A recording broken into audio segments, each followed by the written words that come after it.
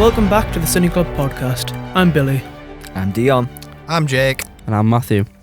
This week we'll be taking time out to pay tribute to Gene Hackman, who unfortunately passed away a few weeks ago at the age of 95. With such a monumental career filled with iconic performances, it only felt right to discuss and honour his legacy. So then, what's everyone's favourite performance by him? I mean, personally, mine's got to be as Lex Luthor in the Richard Donner Superman films, more specifically the first two.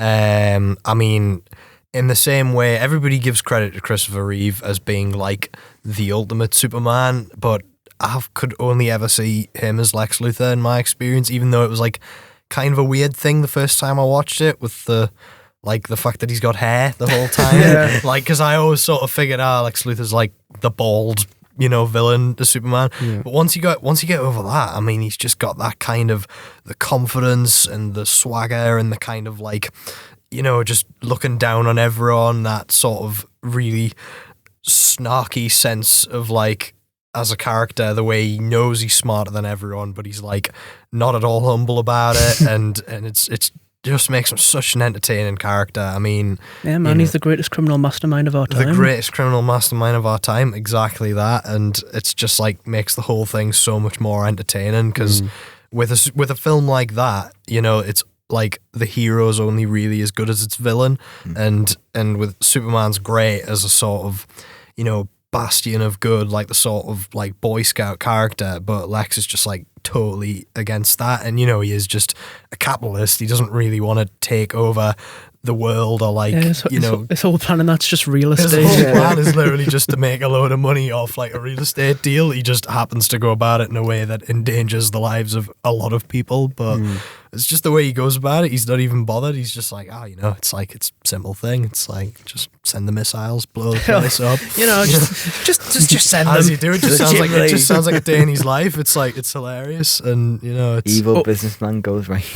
Yeah, basically. Otisburg at any cost. Otisburg at any cost. And like the fact that he's even in amongst that, he's like working puns into it because he's all like, we all have our faults, Superman. Mine's in California. It's like he's like having so much fun with the fact that he's about to like kill a load of people and completely remodel like the landscape of America. It's just like, and then they bring him back for the sequel, and it's like he's still so good. He's really good at Superman 2 as well. He's like probably one. While I really like Zod in it, he just like steals the show every time he's on screen. Like for some Superman, thank God. Thank God.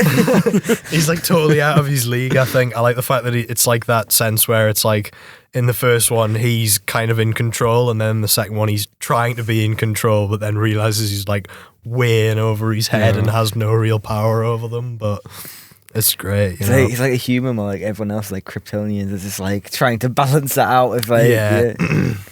I quite like him in Unforgiven. I know Jake's also seen that one. He's really good in that too. As Little Bill, the antagonist of the film. Well, you say antagonist, but it's a very morally grey film. Yeah, because he's sort of meant to be the antagonist, but they're kind of all the antagonists at the same time, really. Like, so yeah, because once Clint Eastwood actually fully rocks up and is like, he's not hiding himself anymore. He's like, yeah, I'm William Money. I've killed kids. I've killed women. Yeah, I've killed just about everything that moves. It's fantastic, that bit, because it's like just kind of completely shifts this like perspective and makes you realize like, it's not, the usual Clint Eastwood. He's not like, usually he's kind of like a bit of a badass anti-hero, but generally always looking out for like the little guy and being like, the one you look up to. But in that film, it's impossible really, because he's like the worst possible kind of human you could imagine. But it's still Clint Eastwood, and he still sounds cool as anything. It's just like something about the whole sequence where it's like, I know I should feel awful because it's like he's like completely fallen back in his old ways, and it's like the whole film is about not doing that. But at the same time, like, look at how cool he looks. Like, look at how that cool final he sort of duel in the saloon. I've come for you, Little Bill. It's just so good. It's like, he just sounds so awesome. But yeah, it is. But that's it. It's what's great about it, because What about you two? Do you want to go first? Yeah, I think for me it's Popeye from The French Connection. I don't know if you guys. I thought you were talking about the sailor for a minute. Yeah, I like the part where Robin Williams showed up. No, legitimately, I think Popeye has like always been like one of those characters who legitimately feels like he plays him so well because he's supposed to be the main protagonist, but he's such like an absolute. He's an arsehole. He's like very much his introduction is him being pretty much racist, and it's just really so off-putting because you feel so like uncomfortable throughout the whole film because you're following this character who's legitimately just not a nice person, trying to find like this French man who's legitimately selling like drugs overseas, and when you get to that ending where it's just the wave on the bridge, so that was just aura. Well, that's it, though, isn't it? Because that's another one where it's like it's really difficult because it's like he is scum and he's not a particularly nice person at all, and like you see, he's racist and all that. He just walks out and starts throwing slurs left and right at the beginning of the film. And it's really hard to root for a character, but then at the same time, there's the whole thing, the fact that he's so determined and so hell bent to like get to the bottom of it, and have the whole thing where they're like ripping the car apart and he's like standing there watching them, and you can just tell he just doesn't believe them, and it's just something like, you know, he's got that instinct, and then he's right, you know, after all they do end up finding the stuff, and it's like just. I think for me, well, I haven't seen the second one properly yet. I've seen like the ending and stuff for it, but like the first one, to me, there's a bit in the film where he's chasing the guy on the train. That's so good. That's brilliant. He just gets waved at the end. It's just like it's so just the frantic subway chase is brilliant. It is, and then you have the iconic like scene where he's like in the car and like he's driving, and it's like pretty much, and like I think it was, I wouldn't call it improv, but like a lot of it was very much dangerously done. A lot of it was. It did seem very dangerous. Strapping a camera to the front of a car and driving at 90 mile an hour down a like populated You could road. really just see how much he was like, his character was so like into this chase to the point where it's great, he's just forgetting it's like everything. He completely forgets about the sense of terror that he should be feeling because, like I say, he's hell bent. Yeah. And I love the way that starts as well, because I like the way it goes from like the really calm, like, you know, you're a loose cannon, you're fired, you know, good, done. And then it's like, all right, moment of peace. He's going to sort of think about what's going on. And then he literally, like a sniper comes for him, like he's just wandering along. And then that's it. That's how it kicks off. And then you get like... And then you have him going to the bar later on, and like, he's like pretty much talking to someone, and he's like, oh, how do I punch you? And he punches him so because he's like the different. fact that he responds to the situation of somebody trying to pick him off with a sniper by... like following them round, basically following them on a subway, like in a stolen car, basically. It's like so hell-bent to catch these people. Friedkin creates like tension and that really well, like the cold open so as well. Good, with he's not even a horror director. That's the amazing thing. He's like, well, he's well known for The Exorcist now. He wasn't even a horror director before that, and it's just insane how well he can do it. Like I think he just throws us in really well. He does. Yeah, totally. What about you, Matthew? I would say probably Royal in Royal Tenenbaums. I mean, I know I'd only watched it recently. Man. Have you been trying to get me to watch it for ages? Yes, I have. Yeah, I should have watched it ages ago. I wasn't really sold on it. There was one point where I was sold on it completely. It's when he meets, I forget what he's called, his ex-wife's new fiance. He meets him and he goes, oh, what's going on? Lay it on me. And the guy goes to Gene Hackman. He goes, oh, how are you? And he goes, not good, I'm dying. I think that bit, I was like, this is going to be phenomenal. I really want to watch that. I think it was because I only had time to watch one last night, and it was between French Connection, Royal Tenenbaums, and Mississippi Burn. And it was like, Mississippi Burn was like, it was like over 2 hours, so I was like, no, I'll not do that. French Connection I was like, that's a classic, I'll do that. And then I was like, oh, but I really like the sound of Royal Tenenbaums. Then I googled it and saw Ben Stiller was in it, though. That was what put us off. It's just that Wes Anderson Frank dialogue combined with the suaveness of Gene Hackman as an actor. That does sound like I really like how he combo, plays the character though in the film. I haven't seen the film in ages, but I remember him playing him as this very much uncle who says he's dying, but it's really so well done because he plays him super nice and like, do you believe him, do you not? And it's like, it's so well done. And one of my favorite scenes is with the dog, and legitimately just everything at the end is just absolute hilarious. When he gives him the dog, that bit when he's talking to Ben Stiller, and Ben Stiller's character, who's called Shaz, says, I've had a rough year. I was mortified. I was like, this is really good. Yeah, but you see, like, Ben Stiller puts off. Ben Stiller is really good. Actually I really watched good. it and I was like, I can't believe how good Ben Stiller is. He's a good actor when given good stuff. I need a film like that can convince me that he's not just the annoying person who I see him as. You tell but, me like, Larry Daly didn't convince you? what is that? The Night of the Museum guy? Doing off the plot, you know. Yeah, I know. But He's really just, good in. I think anybody He's could really have good in played Secret that Life of Walter character. Mitty. I've been meaning to watch that for a while, to be fair. Yeah, that's meant to be really good as But, well. Actually, to be fair, The but bit in the Royal Tenenbaums where it's the little montage of him and his grandkids. Oh, that's one of my favourite scenes in the film. And Yeah. they're throwing like water balloons at passing cars. They go to like, what was it? Did they go to like chicken fighting? And he's like sat there with him. He's got a cigar in his mouth. He's throwing like dollars at the chart. It's great. It's so good. does sound really good. I definitely need to watch that. And then there's a bit where in hindsight it's actually quite upsetting where it's his ex-wife says goodbye to him, and it's like now knowing that Gene Hackman's that dead, he's it's actually quite that it's really quite happened. upsetting. It's like yeah. well, that's what I mean. Stuff like that. The fact that he's able to play such a range of like from a friendly old like sort of uncle like kind of character, and then you get the like like Popeye and And Lex Luthor and Lex Little Bill. Luthor, like He I had think such a range, but at the same Yeah. time, they all felt so Hackman. so right for him. Yeah, Yeah. it's very much that sort of style, but It yeah. is funny when you compare them. Yeah. So, does anyone have any underrated Hackman films you guys all seen? I mean, we watched The Conversation, didn't we? That's Yeah. right. That was Yeah. last Would you year. call it underrated though?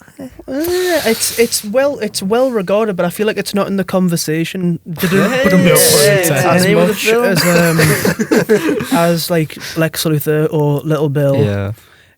Yeah, that's because it was one of those ones where I hadn't like really heard of it, but then I looked it up and I was like Gene Hackman and Francis Ford Coppola as well was the one who directed. I was like, how have I never heard of that? And I mean, obviously Francis Ford Coppola isn't really a name that carries much weight nowadays, but like at the time it was like Megalopolis Intensify. the single-handed wiping out of his legacy with one film alone. But yeah, I think it was good. I think it was a little bit boring when I was watching it at the time. Yeah. I think that's just because we had to get up at 9 o'clock and go to a Yeah, freezing it was cold probably lecture the theatre to watch context it. I was I'm watching. really Gene Hackman- worried that's going to Gene Hackman geeking out for 2 hours. Yeah, basically. I think you'll probably enjoy it more if they show it in the cinema. Yeah, that's enjoy true. more I think I will. And it was also because we got kicked out before the film did? ended Yeah, as well. So I never got to see it's like the most iconic thing of the whole film is the ending of it, and we never got to see that until I watched like a clip of it On YouTube's a cuddled round the YouTube table. clip to sort of fill in the You still had blank. to go And I to the was- library. It was terrible. It was like, the film itself, I probably would have, I think Yeah. I could have got into it. And although the irony of that is, I think it was Harrison Ford who surprised the hell out of me in that film, because I know everybody like Gene Hackman's like the one billed and is quite like the main character, but then I was like, hang on a minute, Harrison Ford's in this as well. And it was like, it was really good. It was just, I think it just took a little bit too long. Yeah. There's only so many times you can listen to the same conversation over Pun and not over. intended. It's like, yeah, I obviously harped him, but like, it was kind of like, and I know it's like kind of the whole plot point of it, but it was like you've literally like memorized what they're saying within like the first few times you've heard it, and they keep playing it back over and over. And I was just, I don't know, something about it. I liked it, and I liked Gene Hackman in it. I just thought it was a bit. I think I'd appreciate it if I went back and watched it now. Same. Yeah, Yeah. exactly that. You I think know. I'd like it a lot more now. If I I feel was like watching it I'm properly. really interested to see how I feel, to be honest. Like I'll tell you guys what I think afterwards, but like I think you've pretty much put more confidence in me getting kind of like excited for it. Yeah, oh, totally. I think The Quick and the Dead's another Hackman film that flies under the radar a lot. It's a Sam Raimi Western, and he's the villain in it. All right. And it's sort of similar to Little Bill, but it's a lot more like sort of Sam Raimi extremism. A bit Yeah. more So, like, cartoony, but He's like the sheriff of the town, Leonardo DiCaprio's his son. Right. And like there's this dueling competition in town, and everyone has to come in and they all have to duel each other. And then I've forgotten who the lead actress in it. She's a famous actress. I was going to ask you who was the lead actress again, because I know she's She is. tip of my tongue somewhere. The but name escapes me, but like she comes back for revenge against Gene Hackman's character, and she's got to work her way up like this, like the sort of death, the death sort of. What's the word I'm looking for? Like Do you know like when it's just like two people have to fight against each other, and then you're moving duel. up the like right. a tournament. Yeah, like a basically, tournament. Like There, Mortal that's what Kombat, I'm. Yeah, but like old Western Mortal Western Kombat. Mortal where- Kombat. Just when you were saying working their way up, I was just thinking of Mortal Kombat 2, where you like go up, up the tower, So basically. they've got to like make so like she allies herself with Russell Crowe and all that. And Right. Okay. That is a stacked cast. To be it's- fair, like I it's don't a know stacked how. cast. What year was this? early It's like 2000s, something late like 90s, that, early isn't it? Late 2000s. 90s, Pre Spider-Man. Yeah, Leonardo DiCaprio's wow. very young in it. Jesus. But it's really well directed as well, which is sort of a given with Sam Raimi. but, Yeah, like, exactly. cool. I'd never even heard of it until I saw you watch it. Like when you logged it on Letterboxd, I was like, oh yeah, it's like that well, sounds I've really got it on good. tape if you ever want it. Oh yeah, I'm all over that. I'm just gonna sell it. I'll trade you Reanimator for Quick and the Dead. That's it's like Pokemon cards. The art of the deal. Exactly. Phenomenal. Yeah. I mean, personally, it's not really a Gene Hackman film, but if you've seen Young Frankenstein, I think that's one of the funniest, like one of the best things he ever did is just the way he sort of comes out of nowhere.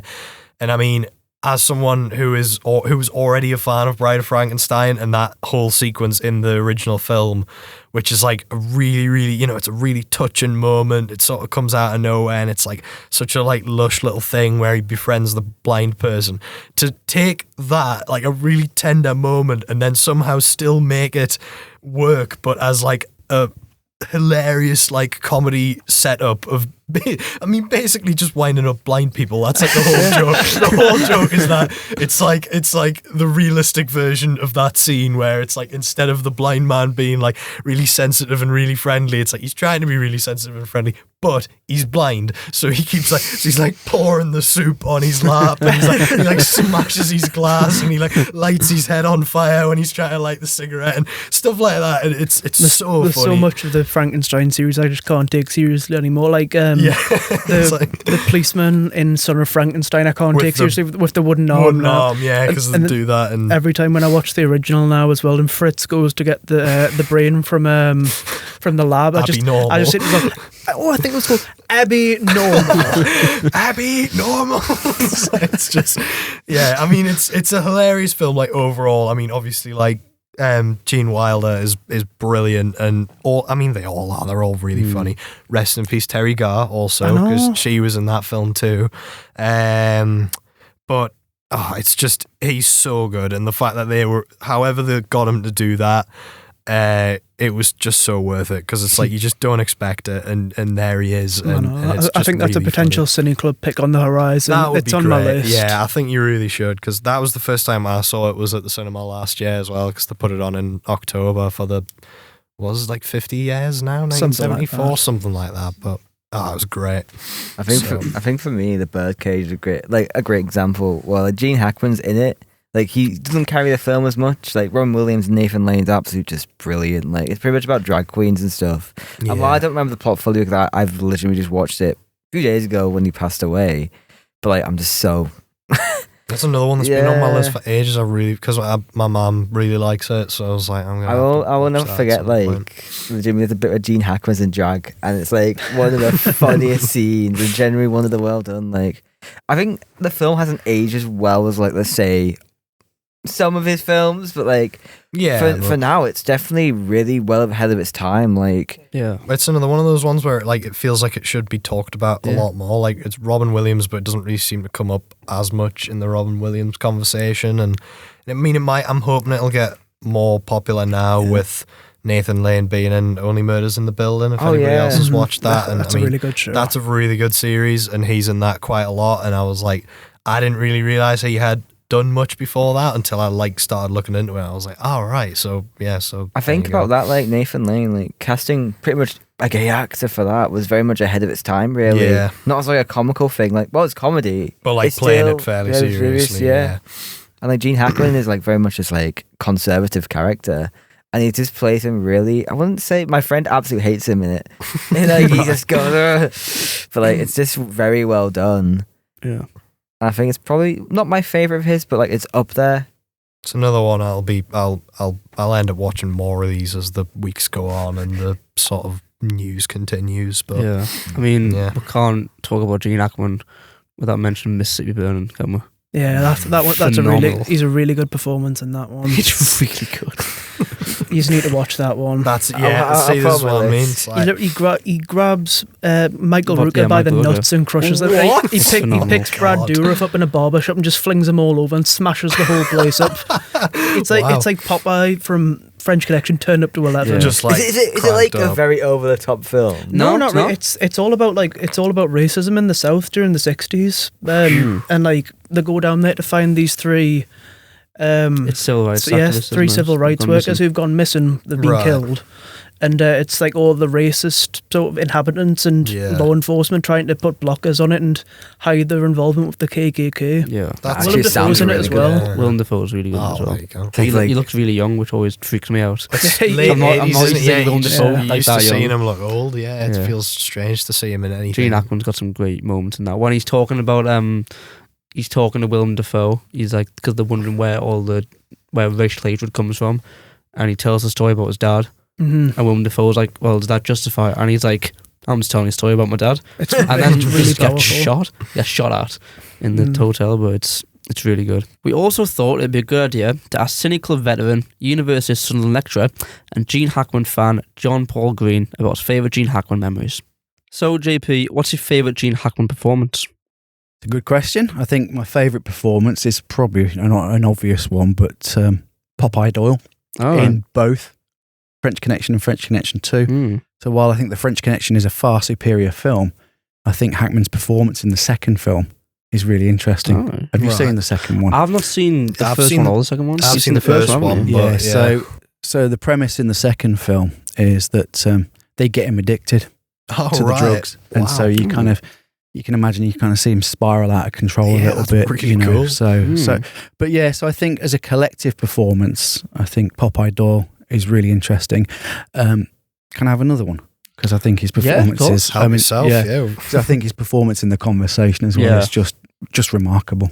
It's just it encapsulates that paranoia in that one performance, and I think he does a lot of the heavy lifting in that movie. He really You know, does. it's- He it's- does, yeah. Because it's a stupid thing, but like even just simple lines we just remember We've because been quoting it for the way like he says. a I year. mean, it's like don't say that, Stan. It's like things like it's just the way like it's like quite seems like a sort of simple premise, but like he does it so well, and it's quite a different character to what I was used to seeing him play at the time in particular. And you're right. That was a really good example.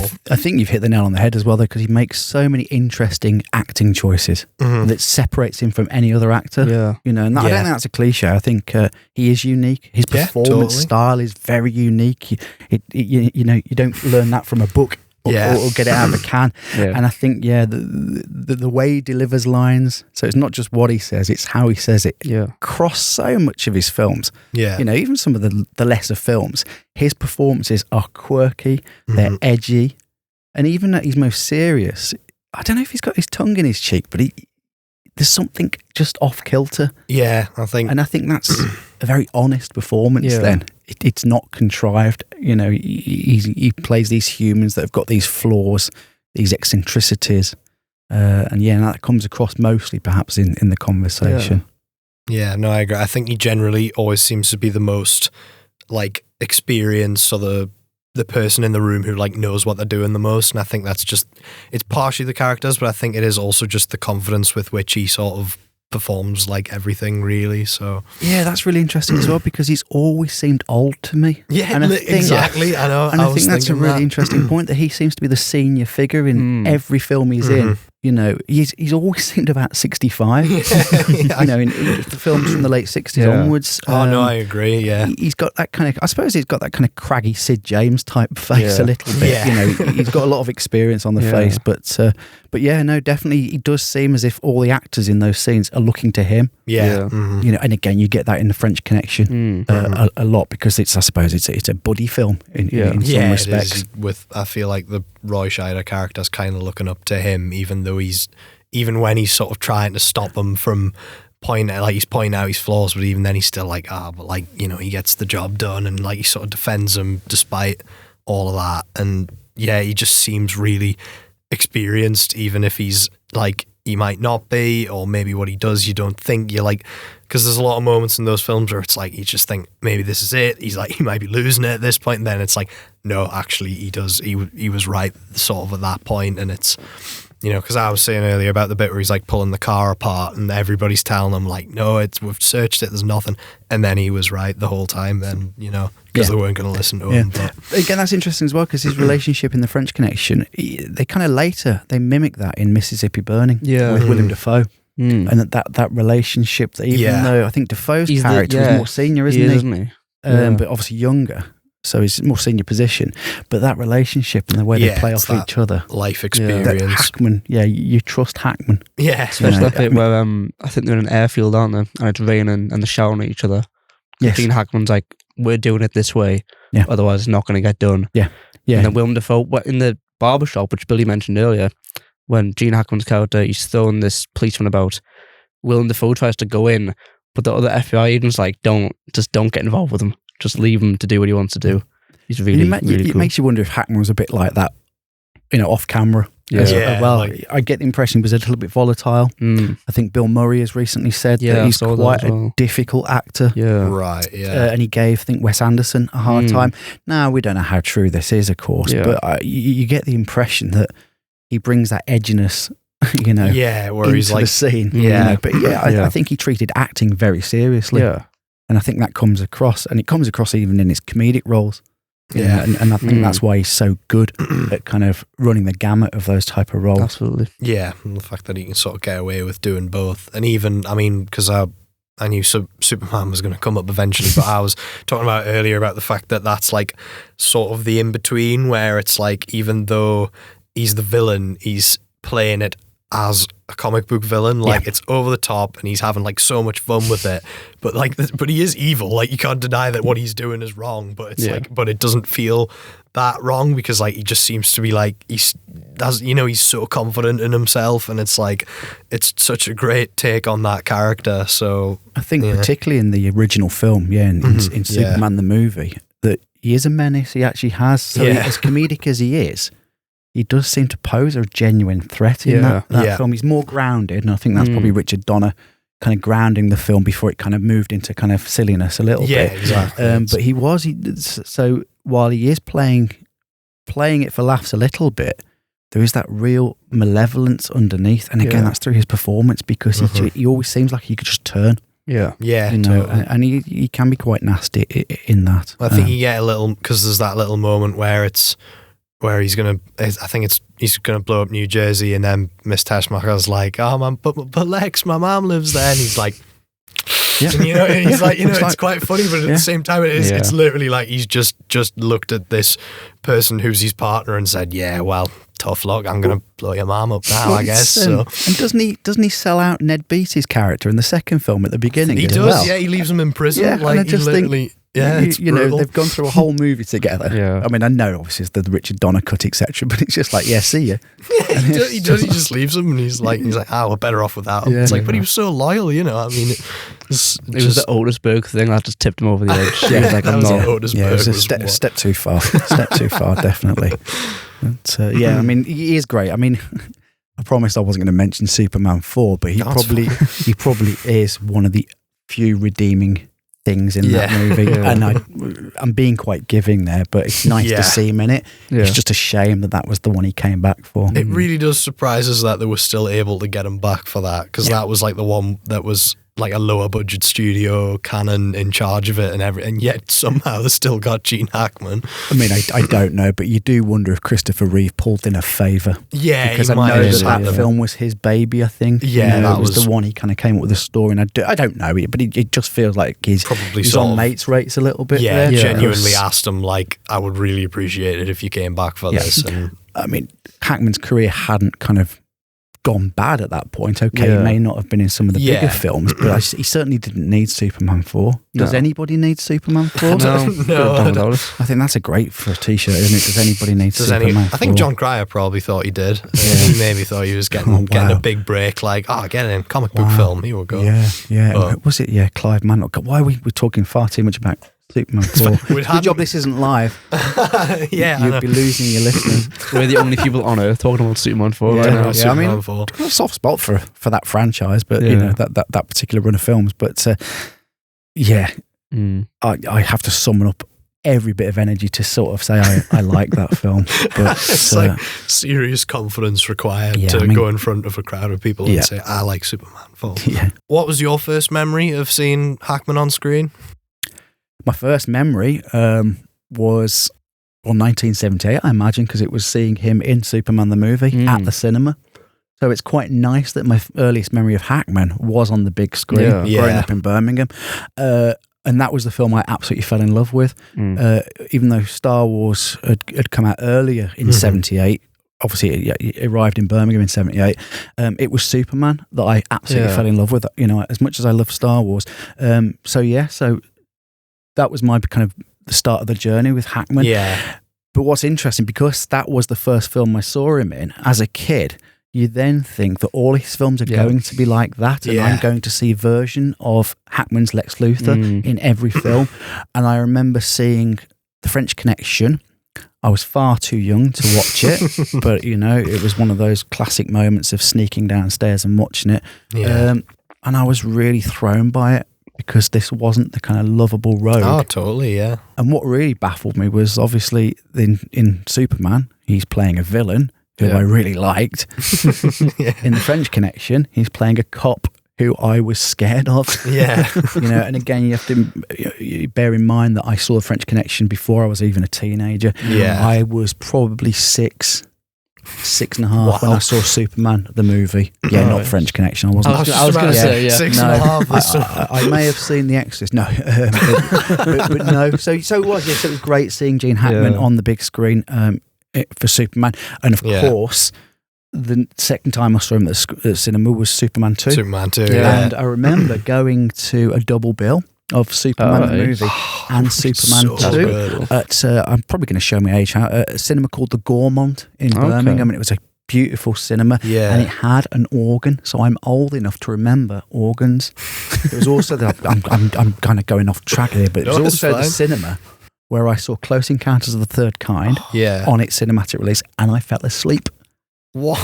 That is criminal. If you've watched it, have you ever watched it when you were about 7 or 8? My dad fought in watch when I was 10. I tried to watch it when I was a kid. I thought it was... Through the eyes of a child, now I would slap myself now. I would go back in time and slap myself for saying that, because of course it isn't boring. No, I can't argue with that though, because I think you go from E.T. and then you watch that first and you're a kid, and then you go and watch Close Encounters. Yeah, well, I saw Close Encounters first, but I'd seen Star Wars before. Exactly, to me, Star Wars had then redefined science fiction. Exactly. But anyway, going back, but get back to Hackman. It was great that I saw. I suppose the first 2 films I remember seeing him in were both at the cinema, and then I came later to The French Connection. And even later still for films like The Conversation. Yeah. And again, that was a kind of journey when I started really liking film. Yeah. Because while he's done a lot of movies and he's done some significant films, they just weren't films that were on my radar. Yeah. He didn't really do genre films as such, other than maybe westerns, thrillers. You could argue that Superman is a sci-fi film, but not in the traditional sense. He never did horror. And so I kind of grew up, as a kid, you focus on a particular genre, don't you? So he wasn't making those movies. Now, had he played Freddy Krueger, it would have been a different thing. But yeah, I came to his movies quite...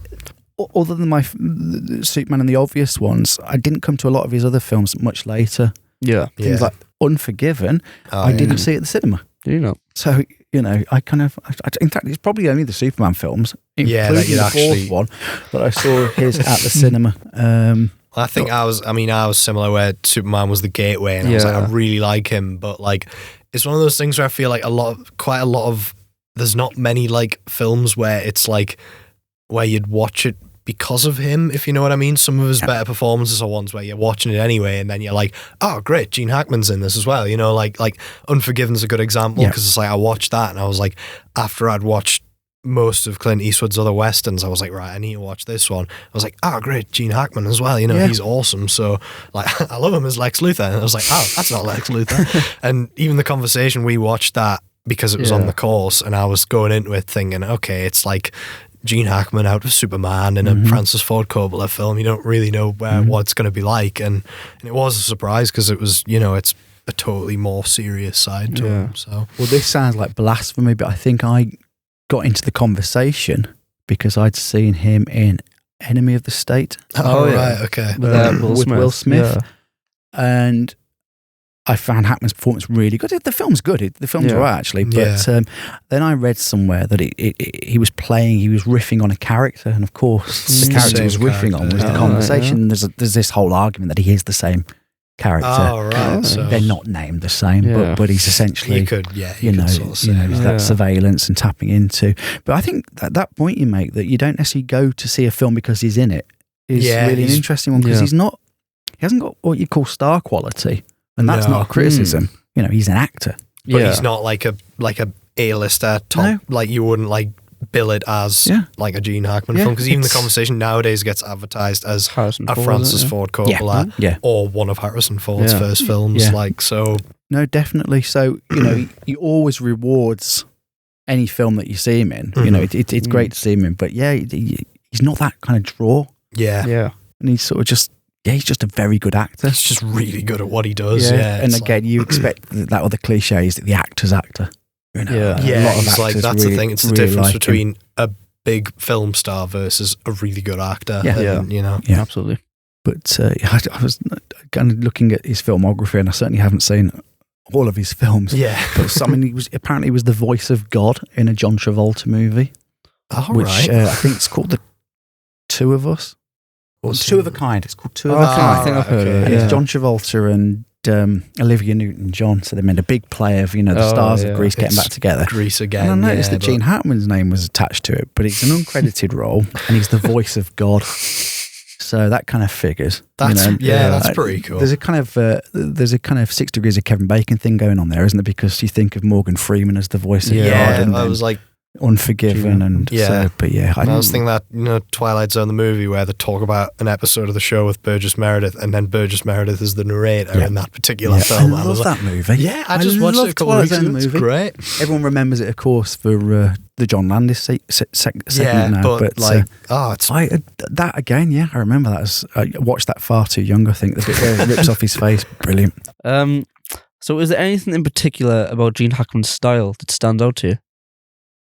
Yeah, I think the thing I said earlier was that he's edgy. Yeah. That he's just, there's a quality about him that's unpredictable. So when he's playing a good character, i.e. a good person, he's quite dangerous. Yeah. And when he's playing a villain, the sense that you can almost kind of really, a likable villain, a charming villain. So he doesn't play the obvious. They're nuanced performances. They're really assured performances, but there's something a little bit dangerous. Yeah.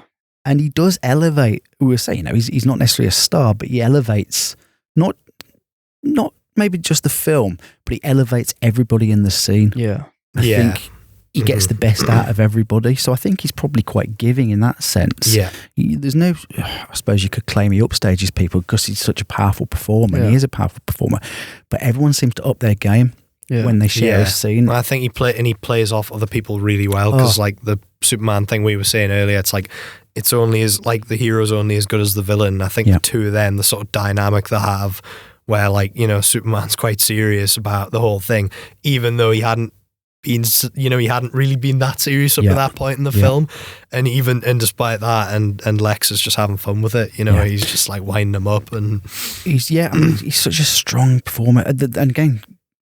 Let's talk about Superman and get a little bit more, because he's great in the scenes with Terrence Stamp in the second one. That's right, yeah. We sort of forget that a little I've bit. got like a soft spot for the second one. I love Superman too. Yeah. I think it's a brilliant film. I think it's a really, really good film. Yeah. In fact, let's go there. It's probably better in many respects. I think it hasn't People got do some say of that. Yeah, it's tighter. It's more comic book in the super villains. Yep. Terrence Stamp is remarkable in it, and it's when Stamp and Hackman share scenes at the White House, or later on. It's just brilliant. It just cracks along, and it's just so brilliant. Well, I was there's saying that moment where I think there's the big fight, and Superman arrives. we Luther's really that relief. The comic timing there. It's just he's a brilliant comic performer. Yeah, it is really good. And so yeah. So yeah, I don't know if that's answered the question about him, but he's not that predictable. Yeah, it's that unpredictability. One of the other films we haven't really touched on is the other uncredited Young Frankenstein. Oh yeah. He's just brilliant. I think he kind of brilliant. I think he lobbied to be in that film. I don't think Mel Brooks wanted him. I think he went through Gene Wilder and said he wanted to be in it, and he just he's in it for a couple of minutes and he Oh, it's like absolutely he totally owns it. steals it. Yeah, well, I think we were saying earlier that it was like, you know, it's how they managed to take a really touching, quite, you know, like lovely little heartfelt scene in the original and somehow still make it, turn it into a parody, and it's hilarious. It's and it works brilliant. just as well. Yeah. And I mean, it's just like the joke is he's blind, but it's like, but it's so funny. Yeah, yeah. Like it works so Yeah, well. I mean, it's like, it's juvenile, but he elevates it. It's Shakespearean. yeah, you know. and you don't expect to see him either. Yeah. It's just the fact that it's like, And oh, wait a minute, and then it's like, it's Gene Hackman. And I could just, the bit where he just presents cigars, it's perfect. It's It's so really funny. good. And I think any actor that can come in, do that short scene, play Yeah. it so well. And Yeah. and that's still one of the standout moments in a film of standout Oh, moments. totally. Yeah, it's And like that was one of the funniest bits in the whole film, Yeah. and it is. It's like impossible to rank the funniest bits in Young Frankenstein. The whole thing's great. So yes, that was the answer. Well, thank you very much for coming. It's been really interesting. It was good to have another take. So yeah, No, thanks. thank you. Really enjoyed it. Awesome. That brings this episode of the CineClub podcast to a close. Rest in peace to Gene Hackman, one of the American greats and a once-in-a-generation performer. What's your favourite performance by Hackman? Get in touch with us at cineclub.podcast@sparksunderland.com. Or you can contact us at the CineClub Podcast _Spark on Instagram. Another way to keep up to date on all the latest CineClub developments. As always, this episode was recorded and produced by us, the Sunderland University students, as well as being edited by Emily Main. Special thanks goes out to Steve Cannon, Barbara Sadler, Richard Berry and John Paul Green for joining us for an interview about Gene Hackman. Reminder that our 4 cowboys, cops and super criminals this week have consisted of me, Matthew, Me, Dion. Me, Jake. And me, Billy. This has been a CineClub production for Spark. Thanks for listening.